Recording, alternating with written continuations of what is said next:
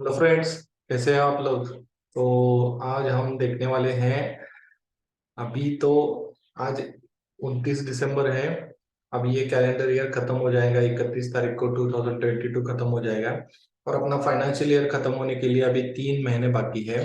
लेकिन बहुत जन क्या करते हैं कि फाइनेंशियल ईयर खत्म मतलब लास्ट मंथ में, मार्च मंथ में टैक्स प्लानिंग की शुरुआत करते हैं।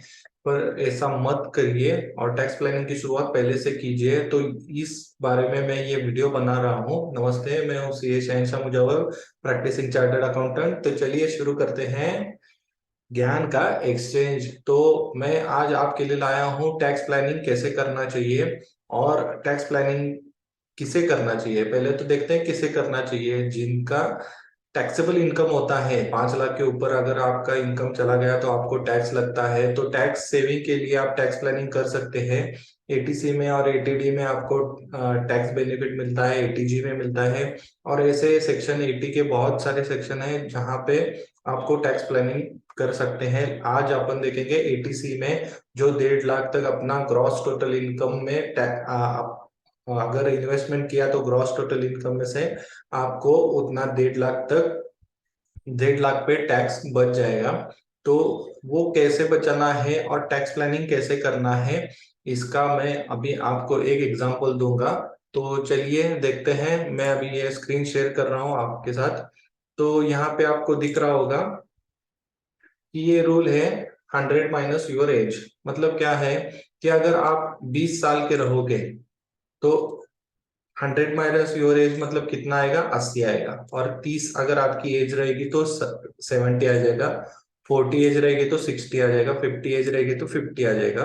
और 60 एज रहेगी तो 40%। तो 20% आपको कहाँ पे जाना है, आपका जितना एज है उतना 20% आपका जाना चाहिए लेस रिस्की और रिस्क फ्री इन्वेस्टमेंट में जाना चाहिए।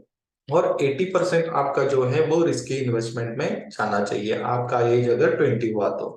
वैसे आगे आप देखो कि 30% रहेगा तो 30 एज रहेगा तो 30% लेस रिस्की में और रिस्क फ्री में इन्वेस्टमेंट में जाना चाहिए। 40% रहेगा तो 40 एज रहेगा तो 40% लेस रिस्की और रिस्क फ्री इन्वेस्टमेंट में जाना चाहिए। और उसका 60% रिस्की इन्वेस्टमेंट में जाना चाहिए। तो रिस्की इन्वेस्टमेंट मतलब क्या, अगर एटीसी में देखा जाए तो ELSS, equity linked saving scheme रहती है म्यूचुअल फंड की। उसमें अगर आप इन्वेस्टमेंट करना चाहते हो तो वो रिस्की इन्वेस्टमेंट रहता है। और अभी बेनिफिट क्या है कि मार्केट थोड़ा नीचे है तो आपको यहाँ पे म्यूचुअल फंड सस्ते में मिल जाएंगे। उसका लॉक इन पीरियड 3 साल का रहता है। तो वहां पे आपको फायदा होता है। आपकी एज जितनी है वो 100 में माइनस किया, जो आंसर आएगा उतनी इन्वेस्टमेंट आपकी रिस्की इन्वेस्टमेंट में जाना चाहिए। तो मैं यहाँ पे आपको दो रिकमेंडेशन दे रहा हूँ। पहला रिकमेंडेशन है कि आपको पराग पारिक टैक्स सेवर फंड है, उसमें आप इन्वेस्ट कर सकते हो। और एक्सिस टैक्स सेवर फंड है, उसमें आप इन्वेस्टमेंट कर सकते हो। तो ये दो मैं आपको ईएलएसएस स्कीम दे रहा हूँ, ये रिकमेंडेशन है, ये मेरा सजेशन नहीं है। तो सजेशन नहीं है, तो ये ध्यान में रखिए। अगर आपको इसमें इन्वेस्टमेंट करना है तो पहले आपके सीए से एडवाइस कीजिए, क्योंकि कैसे है, हर एक का प्रोफाइल अलग अलग रहता है। उसके हिसाब से सीए आपको टैक्स प्लानिंग के जरिए बता देते हैं। तो ये तो लेस रिस्की और रिस्क फ्री इन्वेस्टमेंट। यहाँ पे रिस्की इन्वेस्टमेंट का मैंने आपको बता दिया कि ये तो दो है। और लेस रिस्की और रिस्क फ्री इन्वेस्टमेंट में क्या आना चाहिए, तो यहाँ पे आपको आ सकता है 5 ईयर एफडी, आप बैंक में रख सकते हो। वो एटीसी में डिडक्शन काउंट होता है। एलआईसी कर सकते हो, ये एनएससी नेशनल सेविंग सर्टिफिकेट में आप इन्वेस्टमेंट कर सकते हो। सुकन्या समृद्धि में इन्वेस्टमेंट कर सकते हो। अगर आपका एज 60 है तो आपका 60% इनकम ये कैटेगरी लेस रिस्की और रिस्क फ्री इन्वेस्टमेंट में जाना चाहिए। तो इसके पीछे लॉजिक क्या है, आप 20 साल के हो तो आपको अभी आपकी एज कम है, आप रिस्क लेने के लिए ज्यादा काबिल हो।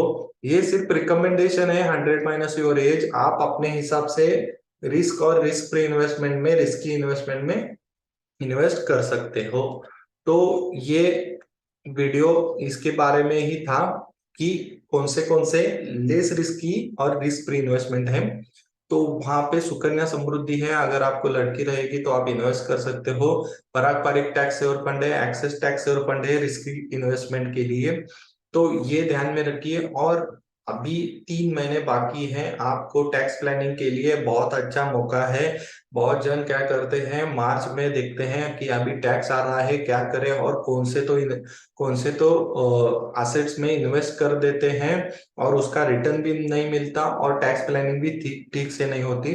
तो 3 महीना बाकी है, आप टैक्स प्लानिंग अच्छे से कीजिए और आपका टैक्स सेव कीजिए। तो इस बारे में ये मेरा एक छोटा सा वीडियो था। आपको वीडियो कैसे लगा मुझे जरूर कमेंट बॉक्स में कमेंट कीजिए, दोस्तों के साथ शेयर कीजिए, और अगर वीडियो अच्छा लगा तो लाइक कीजिए और मेरे चैनल को सब्सक्राइब कीजिए। Thank you very much.